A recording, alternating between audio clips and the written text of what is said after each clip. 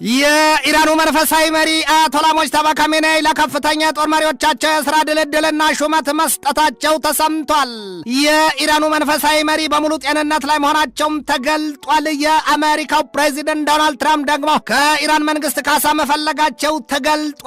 በሶስት ግንባሮች ከገነፈለው ጦርነት አንጻር ሁሉንም ጦርነት ለማብቃት በታቀደው ስሌት የአሜሪካና የኢዝራኤል ልዩነት መስፋቱም ተነግሯል።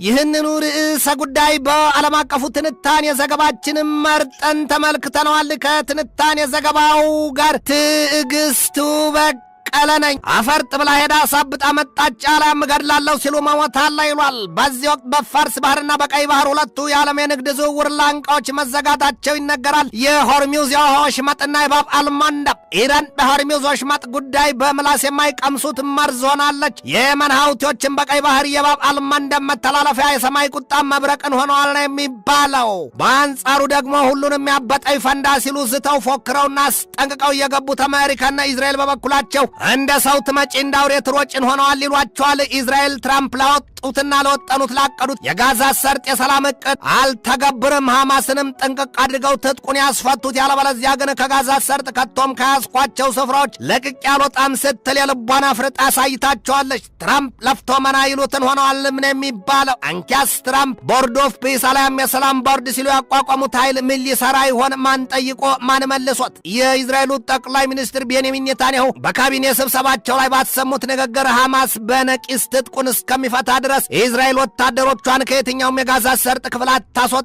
ደግሞም አሉ ኔታንያሁ ደግሞም እስራኤል በትራምፕ የቀረበላትን ባለ 15 ነጥብ ሰነድ አትቀበለውም ነው ያሉት። ትራምፕ ካቀረቧቸው ነጥቦች በዋናነትም ሐማስ ትጥቁን ከፈታ በኋላ እስራኤል ወታደሮቿን ታስወጣለች ይላል። የእስራኤል ኃይሎች አሁን የጋዛ ሰርጥን ግማሽ ክፍል መቆጣጠራቸው ይነገራል። የ2 ሚሊዮን ፍልስጤማውያን መኖሪያና ይዞታ የነበረው የጋዛ ሰርጥ አመዛኙ ክፍሉ መውደሙም ይታወቃል።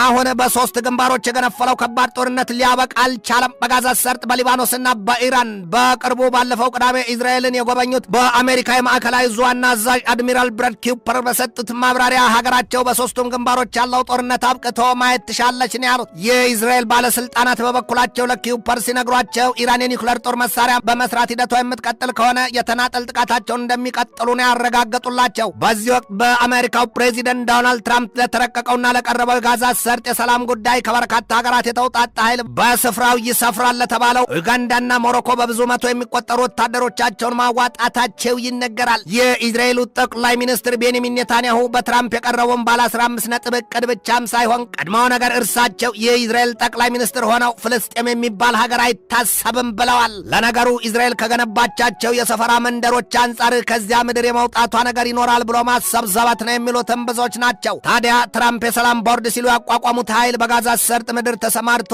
ምን ሊሰራ እስከ መቼስ ሊዘልቅ እውን? የጋዛ ሰርጥ ፍልስጤማን የሚሆኑ ወዳጅ አጋር አባሮቻቸው ለፍልስጤማኑ ይገዳቸው ይሆን? ወዲህ ሐማስ ትጥቁን የሚፈታ ከሆነም እነዚያ ህዝቦች ቀደም ባለው ጊዜ ያንን መሬት ለቀው ወደ ሱዳንና ሶማሊያ ምድር እንዲጋዙ ታቅዶላቸው ነበርና አሁንስ በዚያው ሊኖሩ ይችሉ ይሆን? እውን ኢራንስ ሐማስ ትጥቁን ይፈታ ዘንድ ተስማማ ይሆን? ሐማስ ትጥቁን የሚያስረክብ ከሆነ የኢራን አንደኛውና ጠንካራው ክንፏ የመሰበርን ያህል ነውና ሐማስ በተባለው ልክና መልክ ትጥቁን ይፈታል ተብሎ አይታሰብም ሲሉ የሚያሳዩትም ብዙዎች ናቸው። ሀውቲዎች ተጠናክረው በዚያ ቀጠና የቀይ ባህርን መዝጋታቸውና ሳውዲ አረቢያን ክፉኛ መተክተግ ይዘዋል። አሜሪካን የመንታ ጥቢ ባደረጋት የቀይ ባህርና የፋርስ ባህር የውሃ መተላለፊያዎች ጉዳይ የዓለም የምጣኔ ሀብት ማላሸቁም ይነገራል። ያንን ተከትሎም ኢራን ቀድማ የ300 ቢሊዮን ዶላር ካሳ አሜሪካን መጠየቋ ይታወሳል። ዛሬ በወጣ መረጃ ደግሞ የአሜሪካው ፕሬዚደንት ዶናልድ ትራምፕ የሆርሙዝ የውሃ ወሽመጥ ዳግም የመከፈቱ ነገር ያከተመ ይመስላል ሲሉ ኢራን ካሳ እንድትከፍላቸው ጠይቀዋታል ነው የተባለው። እናቱ ወንዝ የወረደችበትም እናቱ የሞተችበትም ሕፃን እኩል ያለቅሳሉ ይሏል። ትራምፕ ትንሽ ቆሎ ይዞ ወደ አሻሮ ጠጋን በሆነው ንግግራቸው ትናንት ይህንን ብለዋል። ኢራን በጦርነቱ ለገደለቻቸውና በተቃወሟት ሁሉ ላይ ለፈጸመችው አስከፊ ጥቃት ካሳ መክፈል አለባት ነው ያሉት። የአሜሪካው ፕሬዚደንት ዶናልድ ትራምፕ በጋዛ ሰርጥ ለተፈጸመው የዘር ማጥፋት ላሉትም ኢራንን ተጠያቂ አድርገዋታል። ለዚያ ለጋዛ ሰርጥም ትራምፕ ከቴህራን ካሳ እንደሚፈልጉ አስታውቀዋል። ትራምፕ ኢራንን ካሳ ትከፍልና ተጠያቂ ያደረጓት ለጋዛ ሰርጥ ብቻም አይደለም፣ በሊባኖስ ለተፈጸመውን ጥቃትና ውድመት ተጠያቂ አድርገዋታል። ትራምፕ ኢራንን ተጠያቂ ያደረጓትና ኃላፊነት ያለበሷት በሊባኖስ፣ በሶሪያ፣ በየመንና በጋዛ ሰርጥ ለተፈጸመው እልቂትና ውድመት ሁሉ ነው። አሜሪካም የግልብጥ ከኢራን ካሳ ስትጠይቅ፣ ኢራንም ከአሜሪካ ካሳ ስትጠይቅ በማን ሽማግሌና በማን ዳኛ ተቀራርበው ያንን ተፈጻሚ ያደርጉታል?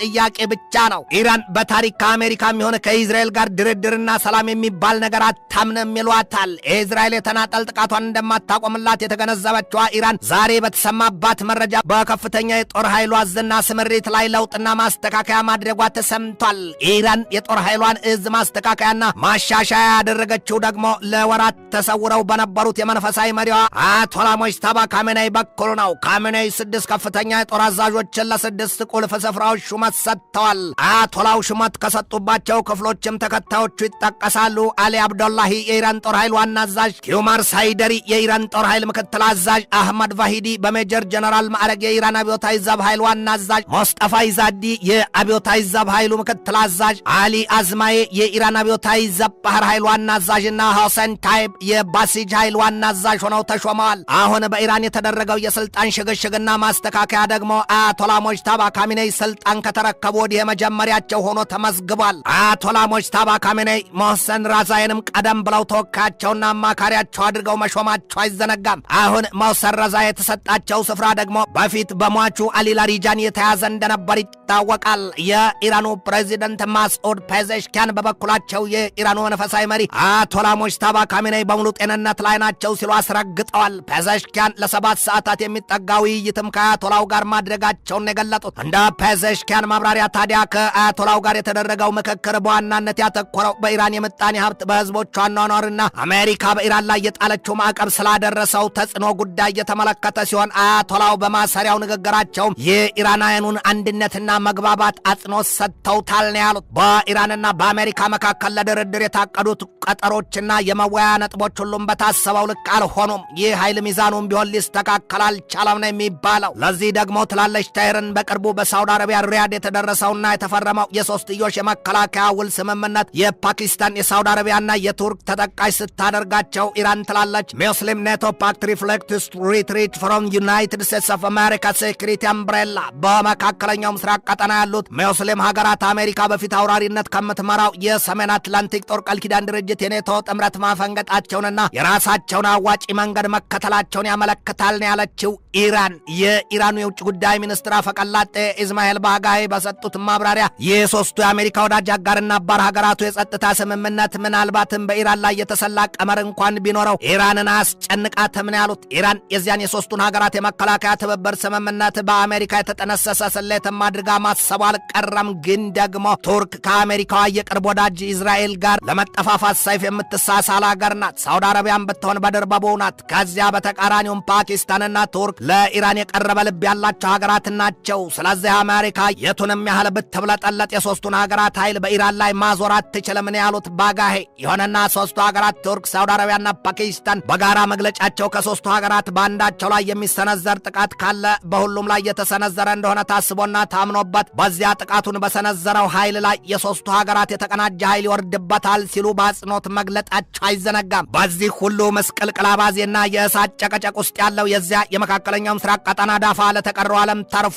ያውም የነዳጅ ዘይት ዋጋ ጨምሯል ነው የተባለው። በተለይም ደግሞ አሜሪካም ከኢራን፣ ኢራንም ከአሜሪካ የካሳ ክፍያ መጠየቃቸውን ተከትሎ የሆርሙዝ የውሃ ወሽመጥ የመከፈት ነገር ተስፋው ተሟጧልና ይህ ነዳጅ ዘይት ነገር ዛሬም ቋጠሮ አልተፈታም ነው የሚባለው። ዛሬ በበርሜል $87.72 ገብቷል ነው የተባለው። ይህ ፉክክር ቤት ሳይዘጋ ያድራል። ያንን ተከትሎም ትራምፕ ለኤቢሲ ኒውስ ሲነግሮት ምን አስቸኮላችሁ? የኢራንን ነገር ታዩታላችሁ እኮ ነው ያሉት። ይህ የተባበሩት አረብ ኤምሬት በበኩሏ ነዋሪዎቿ የጸጥታ ቢሉ፣ የበረራ፣ የነዳጅ ዘይት ዋጋ፣ የመርከብ ዝውውርና ሌሎች ጉዳዮች አስጨንቋቸዋል የሚል መረጃ ወጥቷል። በተለይም ደግሞ ኢራን በጦር ኃይሏ ላይ የማስተካከያ እርምጃ ካደረገች በኋላ በዚያ ቀጠና ያሉት ሀገራት ጭንቀታቸውና ስጋታቸው ንሯልም ነው የሚባለው። ጎፍላ ውሻ ክሳቷ ሳይታወቅላት ትሞታለች ችሏል። ይህ መካከለኛው ምስራቅና የባህረ ሰላጤው ቀጠና ሀገራት ለዚህ ሁሉ ያበቃቸው ደግሞ የአሜሪካ የፍቅር መሳይ ግዳጅ ነው ሲሉ የሚያሳዩት ብዙዎች ናቸው። ትንታኔ ዘገባውን ስናዘጋጅ በዋቢነት ኢንዲያ ቱዴይን፣ ሂንዱስታን ታይምስን፣ ፎክስ ፎክስ ኒውስን፣ ሚድል ኢስት ሞኒተርን፣ በኒው ሪጅንን፣ ኳታር ትሪቢዩንን፣ ትሩዝ አውትን፣ ጋልፍ ኒውስን፣ ቲአርቲ ወርልድን፣ አርኤፍአይን፣ ቢዝነስ ሬካርደርን፣ ዘ ኮሪያ ታይምስና ጄሩዛሌም ፖስትን ተጠቅመናል።